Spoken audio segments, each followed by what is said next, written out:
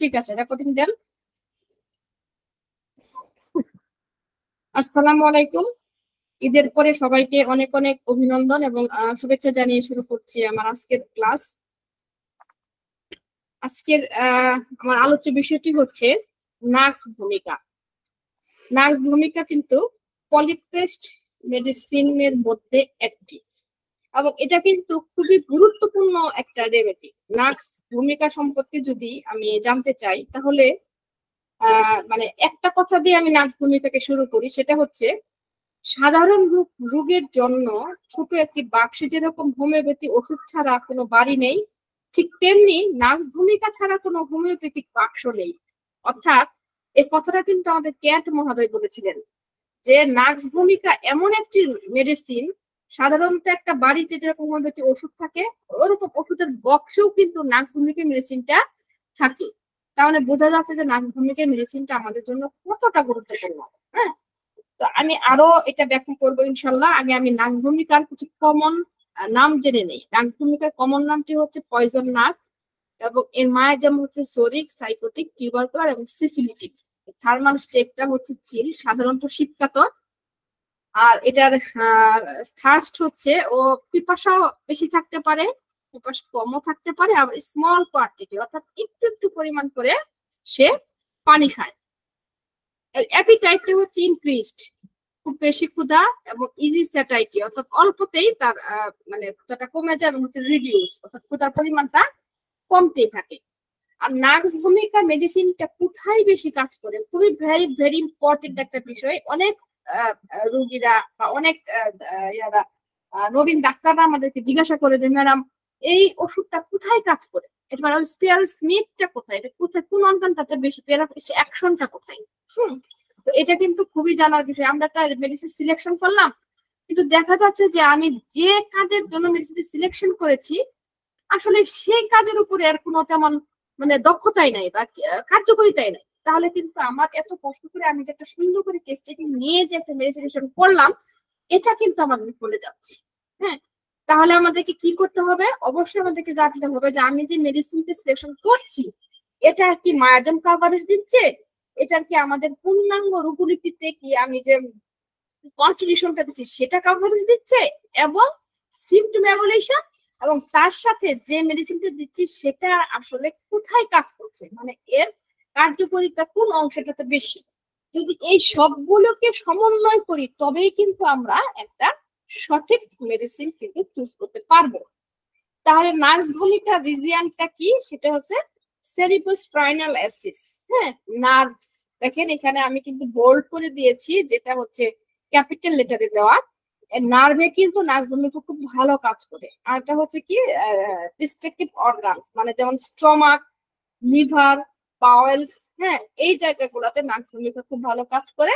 আর এটা হচ্ছে respiratory organ, অর্থাৎ যে শ্বাস প্রশ্বাস যে বিষয়টা, এখানেও কিন্তু নার্ভ ভূমিকা খুব ভালো কাজ করে। এর ওটস পজিশন অর্থাৎ নার্ভ ভূমিকারা কখন খারাপ পজিশনের মধ্যে থাকে, কোন সময়টা তাদের রোগ লক্ষণ বৃদ্ধি পায়। খারাপ পজিশন বলতে তার রোগ লক্ষণটা কখন বৃদ্ধি পায়, আমরা বলতে পারি আর্লি মর্নিং, একদম সকালবেলা। হ্যাঁ, কোল্ড ঠান্ডায়, কোন কোল্ড? Open air, dry. দেখেন ওপেন এয়ারে তার রোগ লক্ষণ বাড়ে, আর ওপেন এয়ারে রোগ লক্ষণ কমে। কে বলেন তো, বলতে পারবেন? খোলা বাতাসে রোগ লক্ষণ কমে কার? কেউ কি আছেন বলতে পারবেন যে খোলা বাতাসে রোগ লক্ষণ কমে, এটা কোন রেমেডি? পালসেটিনা। হ্যাঁ, ওপেন এয়ারে বাড়ে নার্স ভূমিকা, এবং ওপেন এয়ারে কমে হচ্ছে পালসেটিনা। দেখেন খুব চমৎকার দুজনের ভিতরে পার্থক্য। ড্রাফট মানে কি? হালকা আর্দ্র, হালকা বাতাস, এগুলাতেও কিন্তু নার্স ভূমিকা রোগীদের রোগ লক্ষণ গুলো বেড়ে যায়। আনকাভারিং মানে কভারিং থাকতে সে পছন্দ করে, একটু খোলামেলা থাকতে পছন্দ করে, একটু কাভারিং থাকতে তার রোগ লক্ষণ গুলি বেড়ে যায়। হাই লিভিং মানে একদম মানে কি সেডেন্টারি লাইফ আমরা যেটাকে বলি, যারা একটু ভালো একটু মানে কি বলবো একটু আরাম জীবন যাপন করে, হ্যাঁ তাদের রোগ লক্ষণ বেড়ে যায়। কফি, কফি খেলে, কন্ডিমেন্টস, হ্যাঁ লিকুইড, ড্রাগ, যারা যে বিশেষ করে মেডিসিন খায়, বিভিন্ন ধরনের ড্রাগ নেয়, লিকুইড খাবারগুলি খায়, এদের ক্ষেত্রে কিন্তু যে কি বলবো এগুলি ই জাতীয় যে মদ, তারপরে বিয়ার, যেগুলো ড্রিঙ্কস, যেগুলো খেলে সাধারণত একটু ভিতরে একটু উদ্দীপক হয় আর কি, হ্যাঁ, নেশাগ্রস্ত হয়, এই জাতীয় খাবার খেলে তারও লক্ষণ বেড়ে যায়। আর এটা কি সেডেন্টারি হ্যাবিট। সেডেন্টারি মানে কি খুব আরাম জীবনযাপন, খুব মানে সে খুব আলসে প্রকৃতির এবং খুব আরাম ভাবে তার জীবনযাপনটা করে, পায়ের উপর পা তুলে চলে, তার ঘুম বেশি, অর্থাৎ পরিশ্রম করতে চায় না, একদম সেডেন্টারি লাইফ লিড করে। এদের ক্ষেত্রে কিন্তু নার্স ভূমিকা খুব ভালো একটা রেমেডি। ওভার ইটিং, খেতে খেতে অসুস্থ, ওই যে বললাম বিয়ে বাড়িতে যাচ্ছেন কবজি ডুবায় খাচ্ছেন, কি দিয়ে খাচ্ছেন, পোলাও রোস্ট খেয়ে সে একদম পাতলা পায়খানা ডায়রিয়া শুরু হলো, বাস নাক্স ভূম এক ডোজ। পুরুষ মানুষ হলে নাক্স ভূমিকা, মহিলা মানুষ হলে পালসেটিলা। চমৎকার কাজ। অনেকে তো আমার হোমিওপ্যাথি ডাক্তারদেরকে আমি দেখেছি যারা যাওয়ার আগে, বিশেষ করে যে কুরবানি ঈদ সামনে, অনেকে দেখবে নাক্স ভূমিকার সাথে করে নিয়ে যাবে, কারণ প্রচুর পরিমাণে মাংস খাবে, পোলাও খাবে, এই অবস্থাতে তো পেটের অবস্থা খারাপ, এর জন্য কিন্তু নাক্স ভূমিকার সাথে করে নিয়ে যায়। এমন অনেক ডাক্তারদেরকে আমি দেখেছি যারা দাওয়াত খাচ্ছে, বিয়ে বাড়ির দাওয়াত, রাতে অনুষ্ঠানে, তারা কিন্তু সাথে করে নাক্স ভূমিকা পাঁচটা নিয়েই যায়, কারণ তাদের স্বাস্থ্যটাকে রক্ষা করার জন্য। মেন্টাল, মেন্টাল কি এক্সারশন, যে কোনো ধরনের এক্সারশন সে নিতে পারে না, পিটিং মানে অজ্ঞান হয়ে যায়, সরি ভ্যাকসেশন মানে ইনজেকশন দেওয়ার পরে, কোনো প্রকার ভ্যাকসেশন ইনজেকশন দিলে যদি অসুস্থ হয়ে যায়। ডিস্টার্বড স্লিপ, ঘুমের ব্যাঘাত ঘটলে, নার্স ভূমিকা রোগীদের ঘুমের প্রচুর ব্যাঘাত আছে, আমি আস্তে আস্তে ধীরে ধীরে সবকিছু আলোচনা করব। স্লাইট কজেস, হালকা কিছু কজ, মানে একদমই হালকা, যেগুলোকে আসলে খুব বেশি বড় ধরনের কজেস বলা চলে না, যেমন অ্যাঙ্গার, রাগ করতেছে, নয়েজ শব্দ, হালকা শব্দ, অডর হালকা দুর্গন্ধ, লাইট হালকা লাইট, টাচ টাচ স্পর্শে, তার মানে কি anger, noise, odour, light and touch, রাগে, শব্দে, গন্ধে, আলোতে এবং স্পর্শে, এইগুলো তারা কখনোই নিতে পারে না, এবং এই থেকে তাদের মনের ভিতরে একটা বিক্ষুব্ধ দেখা দেয়, তারা ঝগড়া করে, এই টেবিল হয়ে যায় এবং একজন আরেকজনকে দোষারোপ করে, এরপর থেকে তার ভিতরে একটা রূপ লক্ষণ সৃষ্টি হয়। প্রেসার, কি প্রেসার? অফ ক্লথস, কাপড়ের প্রেসার, বিশেষ করে রিস্ট। একটা জিনিস আমরা খেয়াল করব, আমরা সবসময় একটা কথা বলি যে আগে হইলো দর্শনদারি, তারপর হলো গুণ বিচারী, হ্যাঁ। তো একটা রোগী যখন আমার ফার্স্টে ঢুকবে, চেম্বারে ঢুকবে, আমি কি করে চিনবো যেটা নার্স ভূমিকার রোগী? একটু খেয়াল করি আমরা, নার্স ভূমিকার রোগী কিন্তু কখনোই তারা ফুল হাতা শার্ট পরতে পারবে না, কারণ তারা রিস্টে বেঁধে রাখলে তারা অস্বস্তি ফিল করে। আবার অপরদিকে একটু আমরা খেয়াল করি, লেকটিসিসের রোগী, সে কিন্তু গলায় টাই পরতে পারবে না, বা মহিলারা যদি হয় তাহলে দেখবেন যে হেজাব মেকআপ করতে পারবে না, কারণ লেকটিসিসের রোগীদের গলাটা সবসময় ফ্রি থাকতে চায়।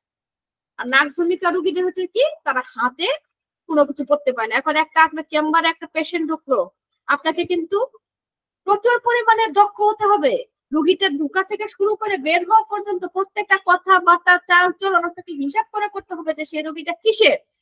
অনেকগুলো রোগী বসা আছে, আপনার চেম্বারটা অবশ্যই, চেম্বার নিয়ে আমি একদিন একটা ক্লাস দেব যে আমাদের নবীন ডাক্তারদের জন্য কি রকম চেম্বার হওয়া দরকার, এবং কি চেম্বার গুলো হলে আপনি সহজে একটা রোগীকে অনেকাংশে চিনতে পারবেন, এবং অর্ধেক রেমেডি কিন্তু আপনি সিলেকশন করে ফেলতে পারেন এই রোগীদের দেখে। হ্যাঁ, তো এটা নিয়ে আমি আরেকদিন ইনশাআল্লাহ ক্লাস দিব। তাহলে দেখেন, একটা রোগী আপনার চেম্বারে ঢুকলো, আপনি তার দিকে খেয়াল করলেন, দেখলেন যে সে ফুল হাতা শার্ট পরে নাই, হয়তো সেটা টি শার্ট পরেছে, হ্যাঁ, কিংবা ফুল হাতা শার্টটা পরলেও সে শার্টটা বাটন লাগায়নি, মানে কবজিতে যে একটা ছেলেদের শার্টের বোতাম থাকে সেটা সে লাগায়নি, সে কি করেছে, সেটাকে খোলা রেখেছে, হ্যাঁ, সে খোলা রেখেছে, সে বিধ্বস্ত, তাকে দেখা যাচ্ছে তার রাগ রাগ ভাব। আর যখন একটা আপনার সহকারী তাকে বললো যে আপনি একটু লাইন ধরেন প্লিজ, লাইন ধরে আপনি আপনার নামটা বলুন, তারপর আমি ধীরে ধীরে আপনাকে স্যারের কাছে নিয়ে যাওয়ার ব্যবস্থা করছি, মানে ডাক্তারের কাছে নিয়ে ব্যবস্থা করছি। এই কথাটা শোনার পরে পরে দেখা গেল যে পেশেন্ট প্রচন্ড কেঁপে গেল, হ্যাঁ আমি কেন লাইনে দাঁড়াবো, এবং সে টেবিলের উপরে এভাবে চাপকালো, মানে আমরা যেটা এরকম হাত দিয়ে যেরকম থাপড়াই, যে এই তুই আমাকে চিনস, আমি কে, আমি অমুক বংশের, আমি তমুক বংশের, আমি কেন লাইনে দাঁড়াবো, আমি লাইনে দাঁড়িয়ে কখনো কোনো কাজ করিনি, আমি লাইনে দাঁড়িয়ে কখনো কোনো কাজ করতে পারবো না। এবং দেখা যাবে যে একসময় কথনে দেখা যাবে যে সে আপনার সহকারীকে একটা চর ঘুষিও মেরে ফেলতে পারে। এটা নার্ভভূমিকা রোগীদের কাছে অস্বাভাবিক কিছু নয়, সবাই যে করবে তা কিন্তু না, এক্সেপশন। আমি একটু বোঝানোর চেষ্টা করছি যে কার বিহেভিয়ার আপনি কেমন বুঝতে পারবেন যে সে নার্ভভূমিকা পেশেন্ট। এই যে সে এখানে হন্তদন্ত করে সে কিন্তু আপনার চেম্বারে ঢুকে গেল, এবং চেম্বারে ঢুকার পরেও যদি দেখে যে আপনি তাকে ওয়েটিং এ রেখেছেন, আপনি অন্য একটা পেশেন্টকে আপনি দেখছেন, তার ভিতরে কিন্তু একটা অস্থিরতা কাজ করবে। সে কিন্তু বারবার চাইবে যে কখন রুগীটাকে দেখা শেষ হবে এবং কখন আমি ডাক্তারের কাছে যাব। তাহলে দেখেন এটুকুর মধ্যেই কিন্তু আমরা চিন্তা করে ফেলতে পারি যে সে নার্ভভূমিকা রোগী। আর একটা ন্যাট্রাম রোগী সে কি করবে? সে কিন্তু কখনো নার্ভভূমিকা রোগীদের ভিতরে এরকম করবে না। সে যাবে, সে খুব ভদ্র এবং খুব পোলাইট ভাবে জিজ্ঞাসা করবে আমার টিকিট কখন এবং আমার মানে সময়টা কখন, আমার সিরিয়াল নাম্বার কখন। সে একদম একটা কোণে বসে থাকবে, হাতের উপরে হাত একদম পেঁচিয়ে বসে থাকবে। সহজে তার মুখটা দেখে মনে হবে গুরু গম্ভীর, মনে হবে সে অনেক কষ্ট পেয়ে আছে এবং খুব ব্যক্তিত্ব সম্পন্ন আর ইন্ট্রোভার্টেড। সহজে কিন্তু একটু মুচকি হাসি নাই, তার ভিতরে কথার ভিতরে একটা মানে কেমন জানি একটা গুরু গম্ভীর ভাব। আপনি তার এই আচরণ দেখে কিন্তু বুঝে নিতে পারছেন যে সে আর কেউ নয়, ন্যাট্রাম রোগী। এবার আসেন, এবার লেকিসিসের রোগী ঢুকবো। তাহলে আপনি কিভাবে বুঝবেন লেকিসিসের রোগী? লেকিসিসের রোগীরা প্রচুর বাচাল হয়। তারা ঢোকার পরে পরে আপনার সাথে যে এত কথা বলবে যে সে কি বলতেছে সেটাই হারাই ফেলবে। হয়তো আপনার পাশে যে সহকারী আছে তাকে হয়তো আপনার সহকারী হয়তো তার নাম জিজ্ঞাসা করলো যে আপনার নাম কি, সে দেখা যাবে তার নিজের নাম না বলে অনেক কিছু বলবে যে আপনি এখানে কখন বসছেন বা আপনি কতদিন যাবত এখানে আছেন, ডাক্তার কেমন, সে কি সঠিকভাবে আপনার রোগ পরিণত করতে পারে কিনা। এসব বলার পরে সে জিজ্ঞাসা করবে ভাই আপনি যেন কি বললেন আমাকে। তখন আপনার সেক্রেটারি বলবে যে আমি আপনার নামটা জানতে চাইছি। ও আচ্ছা আচ্ছা, আমার নাম তো অমুক। তাহলে দেখেন একই বিষয়ের উপরে কিন্তু এক একজনের মতামত কিন্তু এক এক রকম। তারা কি তাদের কথাবার্তার অ্যাটিটিউডে কিন্তু আমরা খেয়াল করতে পারি যে কে কোন রেমেডির ভিতরে অন্তর্ভুক্ত। তাহলে এগুলো হচ্ছে কিন্তু আসলে বিষয়। এর জন্য আমি বলি যে একজন ডাক্তার শুধুমাত্র ডাক্তার না, তার বিচক্ষণতা দরকার, তার সেন্স অফ হিউমার দরকার, সে কতটুকু তার পারদর্শিতা আছে সেটাও কিন্তু জানা দরকার। একজন ডাক্তারকে প্রত্যেকটা বিষয়ের উপরে তাকে যথেষ্ট পরিমাণে দক্ষ হতে হবে। সে কিভাবে কথা বলছে, সে রাগ করছে কিভাবে, রাগ করে তার চোখ মুখ লাল হচ্ছে কিনা, চোখ দিয়ে পানি পড়ছে কিনা, সে মানুষকে ইমপ্রেস করতে পারছে কিনা, কেন সে রাগ করলো, সে রাগের কারণটা কি, সে কি রোগলিপি আপনি যখন করেন সে কি সঠিকভাবে আপনার কথাগুলো বর্ণনা করতে পারছে কিনা, তার মাইন্ডটা কেমন, সবকিছু কিন্তু আমরা এখানে দেখতে পারবো। তাই এর জন্য বলি যে প্রত্যেকটা রোগীকে আপনারা অবশ্যই সময় নিয়ে দেখবেন, কারণ ক্রনিক রোগীগুলিকে কখনোই কিন্তু শর্ট টাইমের মধ্যে দেখা যায় না। যদি আপনি শর্ট টাইমে রোগীকে দেখেন তাহলে কখনোই সেই রোগীকে আপনি মানে একটা সঠিক রেমেডি চুজ করতে পারবেন না। তো যাই হোক, এবার আমি আসি বেটার কিসে সে ভালো থাকে। ফ্রি ডিসচার্জ, যত ডিসচার্জ বের হবে, তার ঠান্ডা লাগছে নাক দিয়ে ডিসচার্জ বের হয়েছে তার আরাম, তার পেট ব্যথা হচ্ছে, টয়লেট হচ্ছে, সে আরাম ফিল করবে, তার পিরিয়ড হচ্ছে, প্রচুর পরিমাণের পিরিয়ড হচ্ছে, সে আরাম ফিল করবে। অর্থাৎ যে কোনো ধরনের যদি ডিসচার্জ ফ্রি হয় তাহলে কিন্তু সে বেটার থাকে। নেপস ওয়েপিং হেডস, অর্থাৎ সে কিন্তু তার মাথাটাকে সবসময় একটু র্যাপিং করে রাখে। নার্ভভূমিকা পেশেন্টদের তারা মাথাটাকে একটু র্যাপিং করে রাখতে পছন্দ করে, যেটা আমাদের ক্যালিপিচ মেডিসিন থেরাপিতে আমরা পাই। রেস্টিং, অর্থাৎ একটু আরামে। হট ড্রিঙ্কস, তারা কিন্তু সবসময় হট খাবার পছন্দ করে, হট ড্রিঙ্কস এবং উত্তেজক জাতীয় খাবার, যে খাবারগুলোকে খেলে আসলে শরীরে উত্তেজনা সৃষ্টি হয়, একটু সেক্সুয়াল স্টিমুলেট হয়, এই ধরনের খাবারগুলো কিন্তু নার্ভভূমিকা প্রচন্ড পরিমাণে পছন্দ করে। মিল্ক, দুধ এবং ময়েস্টার এবং কি আর্দ্র আবহাওয়া, মানে একটু একটু মানে বৃষ্টিও না আবার ঠিক রোদ উঠছে তাও না, একটু মানে ভেজা একটা আর্দ্র আবহাওয়া, এরকম আবহাওয়াতে তারা কিন্তু বেটার ফিল করে। নেক্সট, এখন আমি আসি ভেরিয়াস হোমিওপ্যাথিক পায়োনিয়ার কোটেশন, অর্থাৎ আমাদের যারা জ্ঞানী গুণী ডাক্তাররা আছে তারা নার্ভভূমিকা সম্পর্কে কি বলেছে একটুখানি খেয়াল করি। হ্যাঁ, দেখেন নার্ভভূমিকা সম্পর্কে আমাদের হ্যানিম্যান কিন্তু বলেছিলেন যে যারা উদ্বিগ্ন, হিংসুটে, খিটখিটে গরম মেজাজ, যারা বিদ্বেষপূর্ণ, অতি বিগড়িত, ক্রুদ্ধ মেজাজে, তাদের ক্ষেত্রে কিন্তু সচরাচর নার্স ভূমিকার প্রয়োজন হয়। দেখেন নার্স ভূমিকাকে খুব ছোট্ট করে কিন্তু এখানে ব্যাখ্যা করেছে। এবং হেনিম্যান কিন্তু আরো বলেছেন যে গুটি কয়েক ওষুধ আছে যেগুলো সাধারণত রোগের এত বেশি সাদৃশ্য যে প্রায় তা এসব রোগের উপকার করে। তিনি এসব ওষুধের নাম দেন পলিক্রেস্ট, এবং এই পলিক্রেস্ট ওষুধগুলোর মধ্যে নার্স ভূমিকা একটি। তাহলে দেখেন নার্স ভূমিকা মেডিসিনটা আমাদের জন্য কতটা গুরুত্বপূর্ণ। এবং আমি কিন্তু প্রথমে এটা বলে দিয়েছি যে এমন একটা বাড়ি নাই যেখানে হোমিওপ্যাথি ওষুধ নাই, এবং এমন একটা হোমিওপ্যাথিক ওষুধের বাক্স নাই যেখানে নার্স ভূমিকা রেমেডিটা নাই। নার্স ভূমিকা রেমেডিটা কিন্তু খুবই খুবই মানে গুরুত্বপূর্ণ রেমেডি। এখানে আরো অনেক আছে, অনেক পাইনিয়ারদের মতামত আছে। আমি আসলে এগুলো যদি সব কিছু বলতে যাই তাহলে হয়তো আমার সময়টা অনেক বেশি হয়ে যাবে। আমি আমার মূল আলোচনা থেকে ফিরে আসবো। তো এটা হচ্ছে আমাদের নার্স ভূমিকার গুরুত্ব।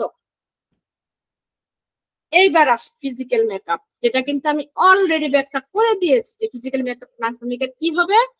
একটু রাগ রাগ চেহারা, ওই যে বললাম লাইনে দাঁড়ানোর চেষ্টা করতে পারবে না। হ্যাঁ, লাইনে দাঁড়াইলে সে একটু অস্বস্তি বোধ করবে, তার ভিতরে একটু অধৈর্য ভাব থাকবে। এবং দেখেন নার্স ভূমিকা রোগীরা, আপনি একটা জিনিস খেয়াল করবেন, যখন আপনি দেখছেন যে দুইজন মানুষ সাইকেল চালায় যাচ্ছে, দেখবেন নার্স ভূমিকা রোগীরা কখনোই পিছনে যাবে না, তারা আগায় নেওয়ার চেষ্টা করবে, প্রতিযোগিতা তারা ফার্স্ট হওয়ার চেষ্টা করবে। আর ফিজিক্যাল মেকআপ সম্পর্কে কিন্তু আমি আগেই বলেছি। এবার আসি দ্বিতীয় কোশ্চেনটা, if you don't know which one is to be prescribe. এটা একদম তরুণ ডাক্তার আছে তাদেরকে আমি উদ্দেশ্য করে বলছি যে if you don't know which one is to be prescribe, অর্থাৎ আপনি কিভাবে, আপনি জানেন না যে আপনি কি প্রেসক্রাইব করবেন। অনেক ক্ষেত্রে দেখা যায় আমাদের পাইনিয়াররা বলেন যে যখন একটা রুগী আসে তখন কিন্তু দেখা যায় এটা এটা আসলেই মানে আজকেও আমি রুগী দেখে আসলাম, আজকেও আমাকে আমার পেশেন্ট প্রশ্ন করতেছে যে ম্যাডাম আমি তো আজকে একটা কর্নের রুগী আসছিল, ওনার হাতে করা একটা কর্নের রুগী, উনি বলছে আমি তো এটার জন্য আসছি, কিন্তু আমার যা ওনার বহুবিধ সমস্যা, আসলে ওনার কি হোমিওপ্যাথিতে ধরবে? উনি কিন্তু অনেক এলোপ্যাথি খায় আসছে, অনেক এলোপ্যাথি খায়, ওনার বহুবিধ সমস্যা। আমি এটা দীর্ঘায়িত করছি না যেহেতু রেকর্ড হচ্ছে। তো আমি বললাম যে দেখেন ভাই, দেখেন ভাবি, আসলে আপনি বলেন তো দেখি, আপনি এমন একজন মানুষকে আমাকে দিতে পারবেন যে আজ পর্যন্ত এলোপ্যাথি কোনো ওষুধ খায় নাই? তো উনি একটু বিস্ময় হয়ে গেল আমার কথাটা শুনে। আমি দেখেন এমন একজন রোগীও আপনি দিতে পারবেন না যিনি এলোপ্যাথি বা বিভিন্ন ধরনের ঔষধ সে খেয়ে আসেন। এর মধ্যে দিয়েই তো আমরা হোমিওপ্যাথি ওষুধ দেই, এর মধ্যে দিয়েও কিন্তু হোমিওপ্যাথি ওষুধ কাজ করে। তাহলে কেন কাজ করে? কারণ হোমিওপ্যাথি ওষুধের ভিতরে কিন্তু একটা পাওয়ার আছে, আপনি যে সিমটম সিমিলারি মিলাই দিতে পারেন অবশ্যই সে রেমেডি কাজ করবে। এখন দেখেন এই যে একটা রোগী আপনার কাছে আসছে, বিভিন্ন ধরনের ওষুধ খেয়ে আসছে, আপনার কাছে এসে বলতেছে ও আমার তো ডাক্তার সাহেব আর কি বলবো, আমার তো মাজা ব্যথা, আমি তো এলোপ্যাথি খাইছি, ইঞ্জেকশন দিছি, স্টেরয়েড দিছি, হোমিওপ্যাথি খাইছি, টোটকা দিছি, ঝাড়ফুঁক দিছি, মলম লাগাইছি, এখনো কোনো ট্রিটমেন্ট নাই যে কোমরে ব্যথার জন্য আমি না করছি কিংবা পাইলসের জন্য আমি না করছি। এখন একটা রোগী আপনার কাছে অ্যান্টিবায়োটিক খায় আসলো, ধরেই নেন যে তার পাইলসের সমস্যা সাপোজ, বা কোমরের সমস্যা, ধরে যে কোনো রোগ আসলো, এখন সে অ্যান্টিবায়োটিক খেয়ে আসছে। এখন আপনি কি তার সঠিক লক্ষণটা নিতে পারবেন? আপনি অ্যান্টিবায়োটিক খাই তো তার লক্ষণগুলি সাপ্রেসড হয়ে গেছে, আপনি কিভাবে তার লক্ষণগুলি জানবেন? তার লক্ষণ তো বোঝার উপায় নাই। এবং এখন অনেক সময় আছে যারা দেখা যায় কোমরের সমস্যা একটু ইনজেকশন দিয়ে আসে, 2 বছর পর্যন্ত আপনার কোনো ব্যথা থাকবে না। এখন এই যে 2 বছরের মধ্যে তার কোনো ব্যথা নাই, এখন আপনার কাছে সে কোমরে ট্রিটমেন্ট করতে আসে, তার অস্টিও আর্থ্রাইটিস, হ্যাঁ, বা তার স্পন্ডিলাইটিস এর প্রবলেম হতে পারে। এখন এই যে উনি যে স্টেরয়েড দিয়ে আসছে, এখন আপনি কিভাবে তার লক্ষণগুলি নিবেন? কারণ তার কোনো লক্ষণই তো আপনার জানা নাই। আমার কাছে এমনও পেশেন্ট আছে যাদের পিরিয়ডের সমস্যা, যাদের পিরিয়ডের প্রচুর পরিমাণে সমস্যা, তারা হচ্ছে ওষুধ খাচ্ছে, ওষুধ খেলে ব্যথা কমে, ওষুধ না খেলে ব্যথা বাড়ে। তাইলে এখন আপনি যদি ওদের ট্রিটমেন্ট করতে যান তাহলে তার ওষুধ খাওয়াটাকে বন্ধ করতে হবে। কিন্তু রোগী কি চাইবে ওষুধ খাওয়াটা বন্ধ করতে? আপনি কিভাবে তাদেরকে ট্রিটমেন্ট করবেন? আপনি তো তাদের সঠিকভাবে জানছেন না, তাদের লক্ষণটা সঠিকভাবে পাচ্ছেন না। তো সেক্ষেত্রে অবশ্যই আপনি প্রথমে লক্ষণ মিলে একদম নার্স ভূমিকা তাকে দিতে পারেন। হ্যাঁ, অবশ্যই এখানে লক্ষণ মিল থাকতে হবে। আর যদি আপনি রোগীকে রোগলিপি করার পরে যদি আপনি একটা সঠিক লক্ষণ পেয়ে যান তাহলে তো আলহামদুলিল্লাহ, তাহলে নার্স ভূমিকা দিতে হবে এমন কোনো বিষয় নেই। কিন্তু দেখা যাচ্ছে যে না, আমি কোনো লক্ষণই তার কাছে পাচ্ছি না। আমি ডায়াবেটিস জিজ্ঞেস করছি, সে বলতেছে হ্যাঁ আমি তো ইনসুলিন নেই 2 বেলা। গেল। আমি অশ্ব জিজ্ঞেস করতেছি, সে বললো যে হ্যাঁ আমি তো অশ্বের মধ্যে মলম ব্যবহার করি, এই জন্য আমার অশ্বটা ভালো আছে। হ্যাঁ আমার তো থাইরয়েডের সমস্যা, আমি তো থাইরোক্সিন খাই। হ্যাঁ আমার তো মাথা ব্যথার সমস্যা, আমার মাইগ্রেনের সমস্যা, আমি তো মাথা ব্যথা হলে তো আমি পেন কিলার খাই। তবে আপনি কিভাবে নেবেন তার লক্ষণ, কারণ প্রত্যেকটা লক্ষণই তো সে ওষুধ খেয়ে সেখানে সাপ্রেস করে রেখেছে। এই জন্য তখন আপনি তাকে এক ডোজ নাক্স ভূমিকা দিয়ে ছেড়ে দিবেন, এবং তার পরবর্তীতে দেখবেন যে তার ভিতরে প্রমিনেন্ট লক্ষণগুলো কিন্তু আপনি প্রকাশ পাবেন 1 মাস পরে। হ্যাঁ, এবং অনেক সময় দেখা যায় 1 মাসের মধ্যে আপনি তার রোগলিপি নিয়ে সুন্দর একটা রেমেডি কিন্তু আপনি তার জন্য সিলেকশন করতে পারবেন। আমি আমি এটা জ্ঞাতার্থে আবারও বলছি যে সকল ক্ষেত্রে যে নাক্স ভূমিকা দিতে হবে তা কিন্তু না। আপনি যদি লক্ষণ অনুযায়ী মেডিসিন পেয়ে যান তাহলে আলহামদুলিল্লাহ, যদি না পান সেক্ষেত্রে এক ডোজ নাক্স ভূমিকা খুবই উপকার করে। আচ্ছা, এবার আমি আসি causation. Very very important causation, কিন্তু আমাদের হোমিওপ্যাথির জন্য খুবই মারাত্মক একটা বিষয়। আমরা যদি কজেশন জানি তাহলে কিন্তু একটা রেমেডির প্রায় 90% আপনি মানে সিলেকশন করতে পারেন। এখন বলতে পারেন ম্যাডাম কিভাবে সম্ভব? হ্যাঁ, আমি একটু এটা বলার আগে আমি একটু সংক্ষিপ্তভাবে আরেকটা বিষয় নিয়ে আলোচনা করি। একটা রোগী আপনার কাছে আসছে, সে এসে বললো যে আমার শরীরে ব্যথা, ব্যথা ডান কাতে বামে বাড়ে, বাম কাতে হয়ে শুইলে কমে, ব্যথা চাপ দিলে আরাম লাগে, ব্যথা দাঁড়াইলে আরাম লাগে, পানি দিলে আরাম লাগে, বা রোদ ঠান্ডা পানি দিচ্ছে, যাই হোক লক্ষণ আছে অনেক কিছু আপনি নেন। তারপরে নেওয়ার পরে দেখা গেল যে তার জন্য আপনি লিডাম অথবা কফটিকাম সিলেক্ট করলেন, এনি মানে হাউ এভার যেটাই সিলেক্ট করলেন। এখন আপনি তাকে মেডিসিনটা দিবেন, তৎক্ষণাৎ আপনি তাকে জিজ্ঞাসা করলেন যে আচ্ছা এই যে আপনি বললেন যে আমার ব্যথা, আপনার ব্যথা বাম পাশে হয়ে শুইলে বাড়ে, ডান পাশে শুইলে কমে, উঠলে বাড়ে, নামলে কমে, ঠান্ডা পানি দিলে বাড়ে, গরম পানি দিলে কমে, এই যে বললেন এই ব্যথাটা আপনি কিভাবে পাইছেন? তখন যদি রোগী আপনাকে বলে যে ডাক্তার সাহেব আমি তো আজকে থেকে 5 বছর আগে গাছের মধ্যে উঠছিলাম, গাছ থেকে ধপাস করে নিচে পড়ে গেছি, এই পড়ে যাওয়ার পর থেকে আমার শরীরে এই ব্যথা, আপনি কি লিডাম দিবেন? আপনি কি কষ্টিকাম দিবেন? আপনি তো প্রথমেই একটু সার্নিকা মানবেন যে না যেহেতু পড়ে গেছে তাহলে আমি আগে আর্নিকা দিই। তাহলে আর যদি এই কথাটা আপনি সঠিকভাবে না জিজ্ঞাসা করলেন, যদি আপনি এই পজিশনটা না জানতেন তাহলে তাহলে কিন্তু আপনি ওই লিডাম্পাল, ইগনেশিয়া, লাইকোসিপিয়া যাই হোক আপনি আপনার মেডিসিন চুজ করতে পারতেন, তাতে করে কিন্তু রোগীর পজিশনটা কিন্তু দূর হইল না। তাহলে দেখেন এখানে আমাদের পজিশনটা কত গুরুত্বপূর্ণ একটা বিষয়। এই কজেশনকে কিন্তু আমি কয়েকটি বিভাগে বিভক্ত করেছি, যেমন মেন্টাল কজেশন। মেন্টাল পজিশনের মধ্যে কি আছে? একটা রোগীর মেন্টাল পজিশন থাকতে পারে, কি থাকতে পারে? এ পেয়ার, ভয়। কিসে ভয়? বিয়ের ভয়। আরে বাবা, বিয়ের ভয় তো লাইকোপোডিয়ামের রোগীর মধ্যেও আছে, বিয়ের ভয় তো পালসিডিলা রোগীর মধ্যেও আছে, বিয়ের ভয় ইগনেশিয়ার মধ্যেও আছে, বিয়ের ভয় আছে আবার আমাদের নার্স ভূমিকার মধ্যেও। তাহলে এখন আমি কিভাবে আলাদা করব যে নার্স ভূমিকা রোগীদের বিয়ের ভয় কেন, কি কারণে? এইবার আসেন আমি নার্স ভূমিকার মূল কথাটা বলি। কিসে ভয়? বিয়ের ভয়। কেন ভয়? নার্স ভূমিকার রোগীরা খুব স্বাধীন চেতা লোক, এরা সব সময় অর্ডার করতে পছন্দ করে কিন্তু অর্ডার সইতে পছন্দ করে না। নার্স ভূমিকার রোগীরা চিন্তা করে আমি যদি এই যে আমি আমার মতো করে অফিসে যাচ্ছি, নিজের মতো করে টাকা ইনকাম করছি, পার্টি করছি, রাতে নাইট ক্লাবে যাচ্ছি, মদ খাচ্ছি, গাঁজা খাচ্ছি, জুয়া খেলছি, রাতে আবার বাসায় ফিরছি, আমাকে বলার মতো কেউ নেই, আমাকে দেখার মতো কেউ নেই, আমাকে শাসন করার মতো কেউ নেই, কিন্তু আমি যদি বিয়ে করে ফেলি তাহলে তো আমার পায়ে বেরিয়ে পড়বে, আমি তো নাইট ক্লাবে যেতে পারবো না, আমি তো ড্রিঙ্কস করতে পারবো না, আমি তো রাত জাগতে পারবো না, তাহলে আমার কি হবে? তাহলে আমার স্বাধীনতাটা পূর্ণ হবে, এর জন্যই আমি বিয়ে করবো না। এটা হচ্ছে নার্স ভূমিকার বিয়ের ভয়। এইবার আসেন লাইকোপোডিয়ামের বিয়ের ভয়টা কি? লাইকোপোডিয়াম চিন্তা করবে যে আমি তো অল্প আয় করি, আমি এত অল্প টাকা দিয়ে আমি সংসার কিভাবে চালাবো, একটা মেয়ের দায়ভার নেওয়া এটা তো আমার পক্ষে নেওয়া সম্ভব না। লাইকোপোডিয়াম রোগীরা সবসময় সেক্সুয়ালের দিক থেকে একটু দুর্বল থাকে, তারা চিন্তা করে আমি যদি বিয়ে করি আমি তো এই বউটাকে সুখ দিতে পারবো না, কারণ আমার সেক্সুয়ালের দিক থেকে তো আমি অনেক দুর্বল, আমি তো মাস্টারবেশন করতে করতে জীবনটাকে ক্ষয় করে ফেলছি, তাহলে এই বউটাকে আমি কি দিব? আমি তো এর দায়িত্ব নিতে পারবো না, এত বড় দায়িত্ব নেওয়া তো আমার পক্ষে সম্ভব না। এটা হচ্ছে লাইকোপোডিয়ামের ভয়। এবার আসেন পালসিটিলার ভয়। পালসিটিলার ভয় কি? পালসিটিলা বিয়ে দেখে কেন ভয় পা? পালসিটিলা চিন্তা করে সারা জীবন এই দেহটা যার জন্য রেখে দিলাম, এই 3বার কবুল করে বাসনাতে আমি তাকে সবকিছু উচ্ছেদ করে দেব, এটা আবার কেমন ধরে নিয়ম রে বাবা, এটা তো পাপ, এটা তো অন্যায়, এটা আমার কখনোই হবে না, এটা আমার পক্ষে কখনোই সম্ভব না, আমি বিয়েই করবো না। এটা হচ্ছে পালসিটিলার বিয়ের ভয়। আবার দেখেন ইগনেশিয়ারও বিয়ের ভয় আছে। ইগনেশিয়ার বিয়ের ভয় কি?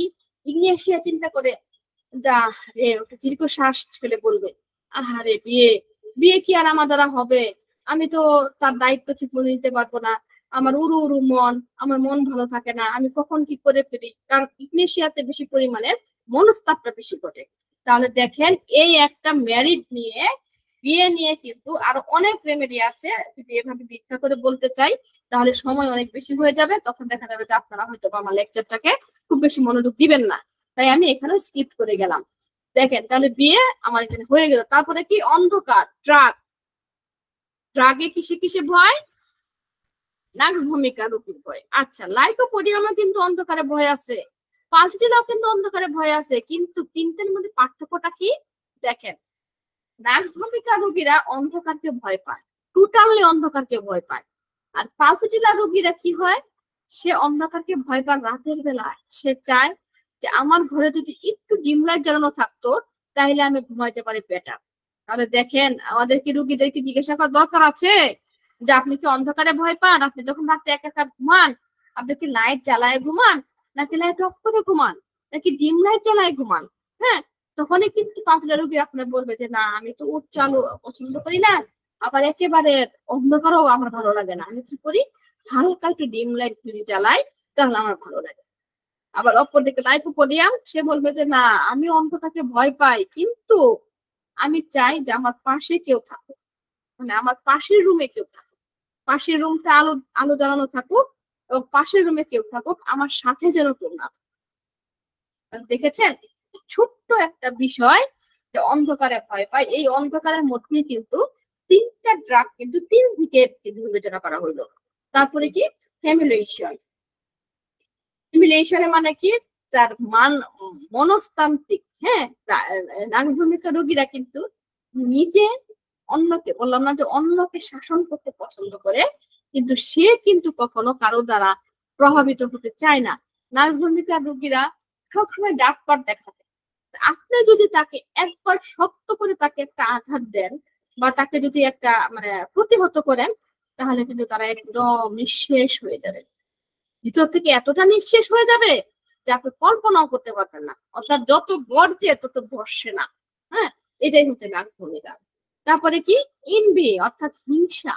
নার্স ভূমিকা রোগীদের মধ্যে প্রচুর হিংসা, তারা চায় না যে আমার থেকে কেউ ভালো করুক, স্কুলে ফার্স্ট হবো অল টাইম, আমি ফার্স্ট হবো, আমি ফার্স্ট বয় হবো, আমি ফার্স্ট গার্ল হবো, আমি কখনো ওকে হতে দিব না।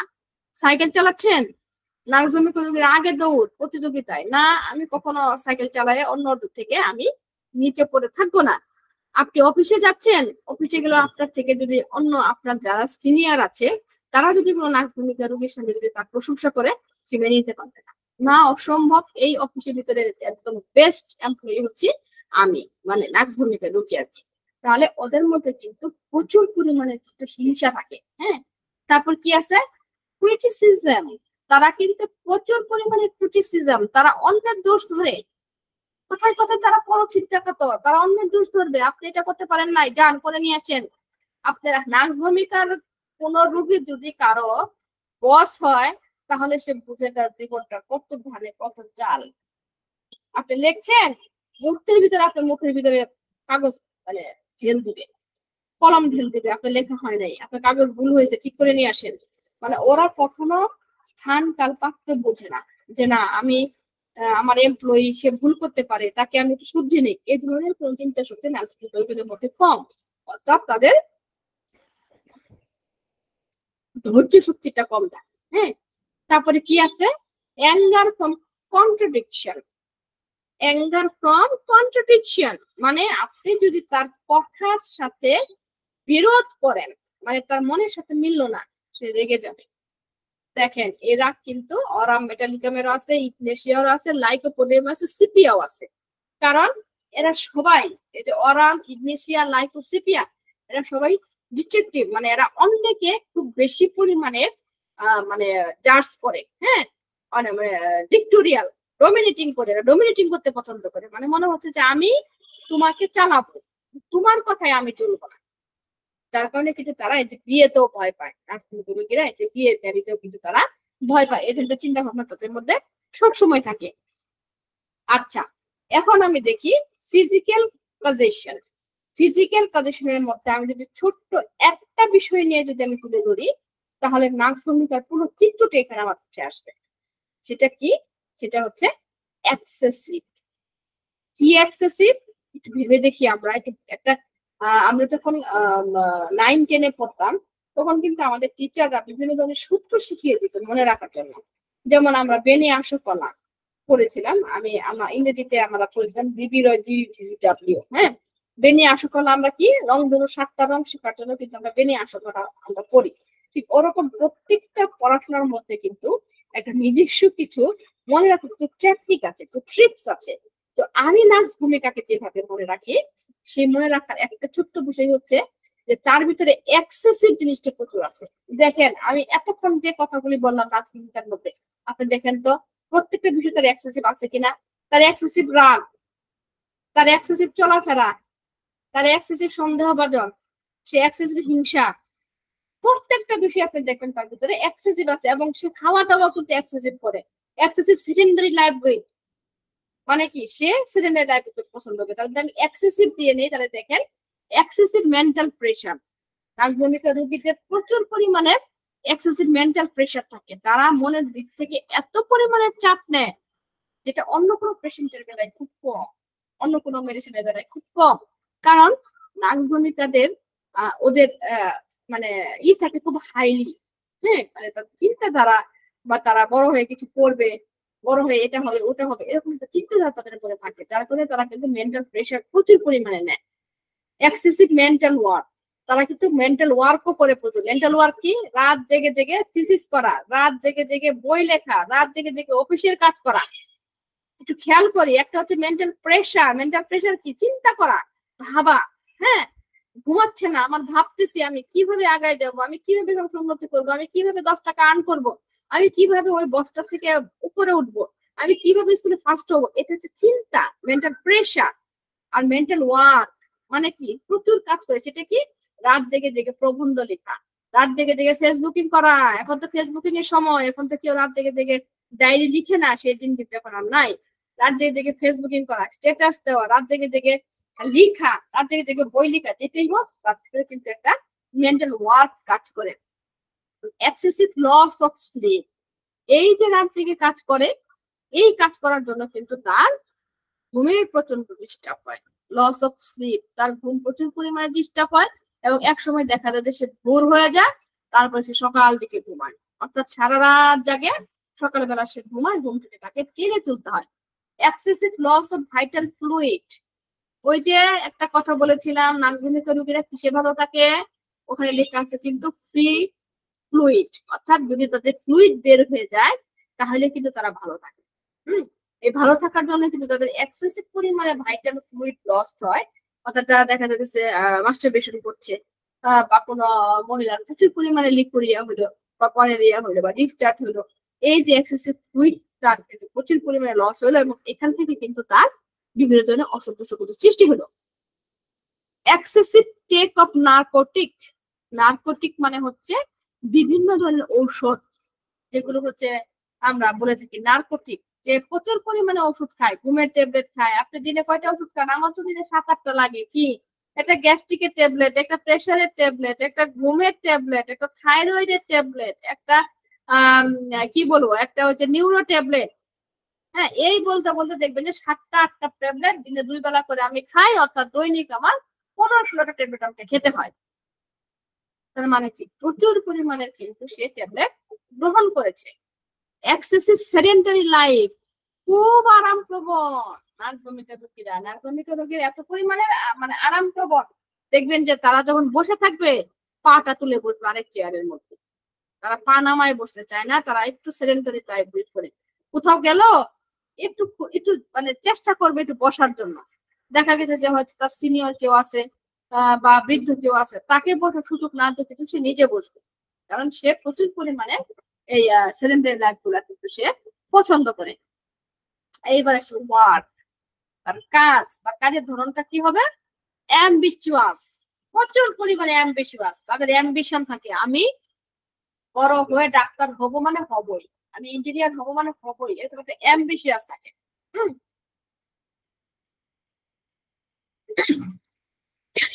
সরি, এই অ্যাম্বিশন তাদের ভিতরে সবসময় কাজ করে, এবং এই অ্যাম্বিশন নিয়েই কিন্তু তারা এগিয়ে যায়। কম্পিটিটিভ, অর্থাৎ তারা একজনের সাথে আরেকজনকে সবসময় কম্পেয়ার করে, যে আমি ওর থেকে ভালো হব, আমি ওর থেকে আগায় যাব। ওর যদি একটা ফ্ল্যাট থাকে আমার থাকবে দুইটা ফ্ল্যাট, ওর যদি একটা গাড়ি থাকে আমার থাকবে দুইটা গাড়ি, এরকম একটা মানে কম্পেয়ার সবসময় নার্সিং করে। ফাস্টিজিয়াস, অর্থাৎ কি কুতকুতে স্বভাব। কি কুতকুতে স্বভাব, টেবিলের উপরে তার একটা গ্লাস আছে, দেখা যাবে প্রতিদিন ওই জায়গাটাতে সে গ্লাসটা রেখে যাবে। একটা কলমটা ওই জায়গাতে আছে তো গুছাই রেখে যাবে। তার শার্টটা ঠিকঠাক মতো কি আলমারির ভিতরে আছে নাকি বউটাকে ভাঁজ করে রাখলো, বেল্টটা জায়গা মতো থাকতে হবে, প্রতিদিন যে জায়গা থেকে নেয় সেই জায়গাতে থাকতে হবে। যদি এর একটু মানে এদিক সেদিক হয় তাহলে কিন্তু তারা বসে যায়। এবং কনফিডেন্ট, নার্সিংহোমে রোগীদের মধ্যে প্রচুর পরিমাণে কনফিডেন্ট থাকে, এবং কনফিডেন্ট থাকে কারণে তারা অ্যাম্বিশিয়াস। কারণ আমি পড়াশোনা করব, আমি পরীক্ষায় ফার্স্ট হব, এটাই হচ্ছে নার্সিংহোমে রোগীদের মধ্যে কনফিডেন্ট। ওয়ার্ডারিং, প্রচুর পরিমাণে অর্ডার দেয়। এই পিয়নকে বলতেছে এই পানি নিয়ে আসো, চা নিয়ে আসো, ঘরে বউকে যখন তখন পার্টি পেতে এটা সেটা, মানে অর্ডার করতে পছন্দ করে, একদম নেতৃত্ব দিতে, যেমন হয় যে সে নেতা, যেরকম অর্ডার করে সেরকম রোগীদের অর্ডারটা তাদের কাছে খুব ভালো লাগে। অ্যাঙ্গার, এবার আসে আমি রাগটাকে কিভাবে ভাগ করবো, ইরিটেবল, অর্থাৎ খিটখিটে, প্রচুর পরিমাণে খিটখিটে স্বভাব, তাদের এত পরিমাণ খিটখিটে স্বভাব যে এরা অন্যকে ধরবে মারবে ছাড়বে, এরকম একটা খিটখিটে স্বভাব। কন্ট্রাডিকশন, অর্থাৎ তাদের যদি মতের বিরোধ হয়, হ্যাঁ, তাহলে কিন্তু তারা সেটাকে নিতে পারে না, গ্রহণ করতে পারে না। ইমপ্যাশিয়েন্ট মানে অধৈর্য, বিশেষ করে যখন তারা লাইনে দাঁড়ায় কোনো কিছু নেই। নার্সভূমিকা রোগীরা কখন লাইনে দাঁড়াইতে পারে না, ওরা দেখে কি 10 টাকা 20 টাকা 30 টাকা একটু ঘুষ দিয়ে আগে দাঁড়াইতে পারে কিনা। এটা হচ্ছে যেমন টিকিট কাটতে পাঠাবেন আপনি নার্সভূমিকা রোগীকে, বিশেষ করে ঈদের মধ্যে, দেখবেন যে পারবে না, সে অস্থির হয়ে যাবে। সে করবে কি, যে একটু একটু অসৎ উপায় করে, একটু যদি কিছু ঘুষ টুস দিয়ে যদি আমি একটু আগায় নিয়ে যেতে পারতাম, এরকম একটা টেন্ডেন্সি কিন্তু নার্সভূমিকা রোগীদের মধ্যে থাকে। আরেকটি বিষয় হচ্ছে, আমি কিন্তু বেশ কয়েকটি আঙ্গিকে বোঝানোর চেষ্টা করছি এবং মনে রাখানোর জন্য চেষ্টা করছি, যেটা হচ্ছে 3 সিমটম অফ নার্সভূমিকা, অর্থাৎ 3টা সিমটম দেখলে আমরা ধরে নিব এটা নার্সভূমিকার রোগী। কি কি? CNS, central nervous, central nervous system, অর্থাৎ সেন্ট্রাল নার্ভাস সিস্টেম, যাদের নার্ভাস সিস্টেম বা নার্ভাসের প্রবলেম, হ্যাঁ নার্ভে প্রবলেম, এই ধরনের যদি কোনো রোগী আসে এবং সেখানে যদি দেখা যায় যে চিলিনেস, অর্থাৎ সে খুব শীত কাতর, নার্ভাসনেস, সে খুব নার্ভাসনেস এবং সেন্সিটিভনেস, হ্যাঁ, কিসের সেন্সিটিভনেস, লাইট, নয়েজ এবং অডর্স, হ্যাঁ, তাহলে কিন্তু আমরা নার্সভূমিকা রোগী ধরে নিতে পারি। এটা কিন্তু আমার কথা নয়, এটা হচ্ছে ইবি ন্যাশের কথা। ইবি ন্যাশ বলে গিয়েছে যে রোগীদের মধ্যে শীতকাতর প্রখরতা, যার নার্ভাস সিস্টেমের ভিতরে সমস্যা এবং যে প্রচুর পরিমাণে সেন্সিটিভ, বিশেষ করে লাইট, নয়েজ এবং অডর, তাহলে কিন্তু আমরা তাকে নার্সভূমিকা রোগ হিসেবে ধরে নিতে পারি। এইবার আমি আসি রেড ফ্ল্যাগ সিমটম। কি কি? Careful, jealous person, including to get excited and angry, or of pain, spiteful, malicious and disposition, অর্থাৎ সে প্রচুর পরিমাণে কেয়ারফুল কিন্তু জেলাস, সে অন্যকে জেলাস করে, সে খুব রাগী, জেলাস, এই নার্সভূমিকা রোগীদের। সেকেন্ড হচ্ছে হাইপোকন্ড্রিয়াক মোড। হাইপোকন্ড্রিয়াক মোড হচ্ছে এই যে তার ভালো, আবার দেখা যাচ্ছে যে আবার একটু মোড খারাপ, পরিবর্তনশীল মোটামুটি। Oats after eating, especially in those of sedentary habit of source of dissipated, অর্থাৎ হচ্ছে যে তার খাবার খাওয়ার পরে সে খারাপ থাকে, এর জন্য ওই যে দেখা যাচ্ছে প্রচুর পরিমাণে সে হাইলি খাবারগুলি খাচ্ছে, রিচ ফুড খাচ্ছে, কিন্তু খাওয়ার পরে দেখা গেল যে তার গ্যাস হচ্ছে, অ্যাসিডিটি হচ্ছে, পাতলা পায়খানা হচ্ছে, বদহজম হচ্ছে, যেটাই হোক একটা প্রবলেম হয়ে যাচ্ছে। অর্থাৎ খাবার কিন্তু তারা কিন্তু প্রচুর খায়, নার্সভূমিকা রোগী কিন্তু প্রচুর খেতে পারে, তার পেট মোটা থাকে, কিন্তু তারা খাচ্ছেও যেরকম, আবার খাওয়ার পরে তারা অসুস্থ হয়ে যাচ্ছে। এবং এটার কারণ হচ্ছে তারা সেডেন্টারি ডায়েট করে, ওই যে আরাম আয়েশ করে, ব্যায়াম করে না, একটু হাঁটে না, একটু বসে না, তার জন্য খাবারটা সঠিক পরিমাণে কিন্তু নিষ্কাশন হয় না। হ্যাঁ, মানে এটাকে কি বলে, প্রক্রিয়া হয় না, যার কারণে কিন্তু তাদের এই ধরনের গ্যাস সমস্যা কিন্তু দেখা যায়। এবং এই কারণে কি হয়, কনস্টিপেশন এন্ড অর হেমোরয়েডস, বেশিরভাগ সময় কিন্তু তারা সাফারিং করে এই কনস্টিপেশন, মানে কোষ্ঠকাঠিন্যতা এবং হেমোরয়েডস। অনেক হেমোরয়েডস রোগী আছে, নাগভূমিকা সালফা এসকিউলাসি দিয়ে আমরা ভালো করেছি। অনেক রোগী আছে, অনেক রোগী পাই যাদের পুরাতন আইবিএস, পালসেটিনা, নাগভূমিকা আমরা দিয়েছি, এবং দিয়ে কিন্তু আমরা ভালো করেছি। পোড়ায় যা অর্থাৎ সর্দি, fluent during the day and stop up at night, অর্থাৎ দিনের বেলা তার প্রচুর পরিমাণে সর্দি পড়তেছে, কিন্তু রাতের বেলা হলে বন্ধ হয়ে যায়। মজার বিষয় না? ঠান্ডা নাক দিয়ে সর্দি পড়া একটা রুগী যদি এসে আপনার এই কথা বলে যে আমার কিন্তু দিনের বেলা নাক দিয়ে পানি পড়ে, কিন্তু রাতে পড়ে না, বাস তাকে এক ডোজ নার্স ভূমিকা দিয়ে দিবেন, আর কিচ্ছু লাগবে না। Constipation with frequent and ineffectual desire of stool and sensitive of construction of rectum, অর্থাৎ কি কনস্টিপেশন অর্থাৎ টয়লেট অনেক টাইট এবং কি ইনএফেকচুয়াল ডিজাইন মানে নিষ্ফল ব্যাগ, মানে তার বারবার টয়লেটের ব্যাগ হচ্ছে কিন্তু মনে হয় টয়লেট হচ্ছে না, মনে হয় আরেকটু যদি আমি টয়লেট করতে পারতাম তাহলে মনে হয় আমার কাছে ভালো বোধ করতো। এটা হচ্ছে নার্সিং রোগী। Menses a few days before the time and rather to confuse or keeping on for several days longer, which complements with complaints at this onset and remaining after, অর্থাৎ প্রত্যেকবার মাসিক কিছুদিন আগে হবে, হ্যাঁ একই টাইমে কিছুদিন আগে হবে এবং প্রচুর পরিমাণে হবে, এবং সেটা কি হবে লং টাইম চলবে। দেখা যাচ্ছে যে একজনের মাসিকের যে তারিখ তার অনেকদিন আগে তার পিরিয়ড ছিল এবং সেই পিরিয়ডটা লং টাইম চলছে, প্রচুর পরিমাণে হচ্ছে, এবং তার সাথে কিন্তু তার বিনোদনে কমপ্লেন নিয়ে আসছে। হ্যাঁ, বিনোদনে কমপ্লেন থাকছে, এটা মহিলাদের ক্ষেত্রে সাধারণত dry fitting cough evening after lying down or very early in the morning, also with rashes, rawness and scraping in the chest, তার ঠান্ডা হ্যাঁ লাগে, ড্রাই পপ ফিটিং মানে মরচে যাওয়া, হ্যাঁ ড্রাই পপ হয় বিশেষ করে বিকাল বেলা যখন সে ঘুমায় থাকে। আর হয় কি প্রত্যেকদিন হয়, or every early in the morning, আর সকালবেলা হয় তখন তার মনে হয় যে সে মানে গলাকে খুঁড়ি দেয়, তার বুক থেকে মনে হচ্ছে কি তার একটা ব্রাউননেস মানে কাঁচা হাজা একটা ভাব, মনে হয় বুকটা জ্বলে জ্বলে গেল, এমন একটা অনুভূতি কিন্তু এই নার্সিং মধ্যে হয়ে থাকে। এটা কিন্তু red line symptom. Awake at 3 a.m. Lions awake for hours when a rush and toss feels into a dream sleep and deep break from which is had to sit around and then try and which is average to rising. অর্থাৎ প্রত্যেক দিন তার রাত 3টার দিকে তার ঘুম ভেঙে যায় এবং সে বিভিন্ন ধরনের কথা ভাবতে থাকে, চিন্তা করতে থাকে, কাজকর্ম নিয়ে ভাবে, এবং এই কারণে সে ড্রিমি স্বপ্ন দেখে, বিভিন্ন ধরনের স্বপ্ন দেখে, স্বপ্ন দেখার কারণে তার ঘুম ভেঙে যায়, এবং এই কারণে তার ঘুম থেকে উঠতে হতে একদম সকাল পর্যন্ত। তো দেখেন নার্সিংটা কিন্তু ঘুমের একটা রেমেডি আমরা জানি, কিন্তু কেন ঘুম হচ্ছে না সেটা কিন্তু আমাদেরকে বুঝতে হবে, প্রচেষ্টা করতে হবে। Sleep in the early evening and sleepless at night, অর্থাৎ সকাল দিকে তার ঘুম ভাব কিন্তু রাতে তার ঘুম হয়, এটা হচ্ছে নার্সিংটার ঘুমের একটা লক্ষণ।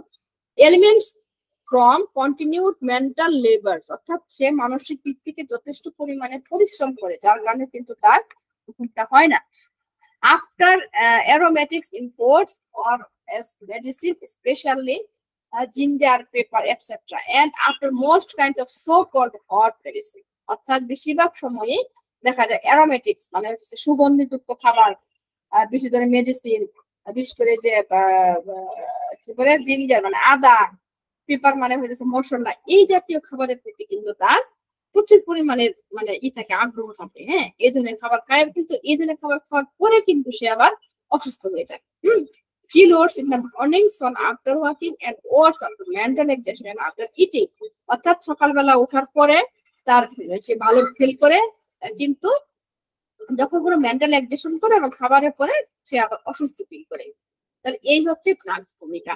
আর স্নাক্স ভূমিকার স্লিপ নিয়ে একটা কথা, নাক্স ভূমিকা স্লিপ খুবই গুরুত্বপূর্ণ একটি টপিক। আমি নাক্স ভূমিকা স্লিপটা যদি বলি, হ্যাঁ, তাহলে স্লিপটা দিয়ে আসলে অনেক কিছু বলা যাবে। নাক্স ভূমিকা স্লিপ হচ্ছে কি, যে তারা অনেক রাত পর্যন্ত জাগে, হ্যাঁ, তারা অনেক রাত পর্যন্ত জাগে, রাত থেকে থিসিস করে, যেটা আমি বললাম যে চ্যাপ্টার ওয়াইজ করে, হ্যাঁ, এই কারণে কিন্তু তাদের ঘুম হয় না। এবং দেখেন insomnia a walk specially 3 or 4 AM, অর্থাৎ তাদের এই যে ইনসোমনিয়া মানে নির্ঘুম, এটা কিন্তু বিশেষ করে রাত 3টা থেকে 4টার মধ্যে হয়। এবং can not sleep due to a thought about work or how to accomplish task, অর্থাৎ সে যখন তার ঘুম হয় না, কেন ঘুম হয় না যদি জিজ্ঞাসা করেন পেশেন্টকে, সে বলবে যে আমার মনে হয় আমি সারাদিন যে কাজগুলো করি বা আমার কাজটা আসলে কমপ্লিট করতে পারবো কিনা, এই চিন্তাধারা থেকে আমার ঘুম হয় না। এবং আমি কিন্তু ঘুম যখন না হয় তখন এগুলো নিয়ে পাই। এবং দেখেন এই ঘুমের সমস্যা কিন্তু আরো বিভিন্ন ধরনের মেডিসিন আছে, অপিয়াম, অপিয়াম, কোপিয়া, তারপর হায়োসেমাস, প্যাকেসিস, ক্যালিকাট, এগুলো সবই কিন্তু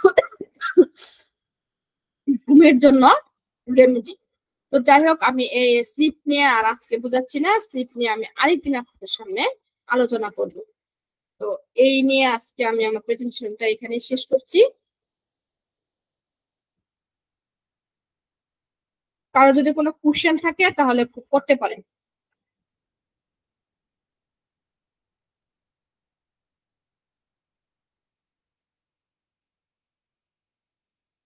কারো কোনো কোশ্চেন আছে না ভূমিকা নিয়ে?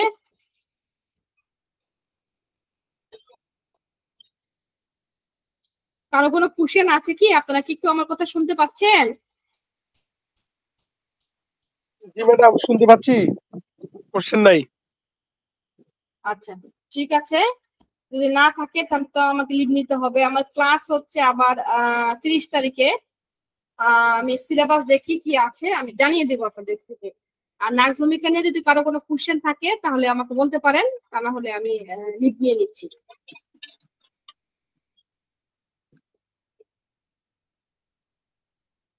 তো ঠিক আছে, সবাই তাহলে ভালো থাকেন। আরেকটা ক্লাস শুরু হয়েছে, আপনারা সেখানে জয়েন করতে পারেন। জি, আসসালামু আলাইকুম।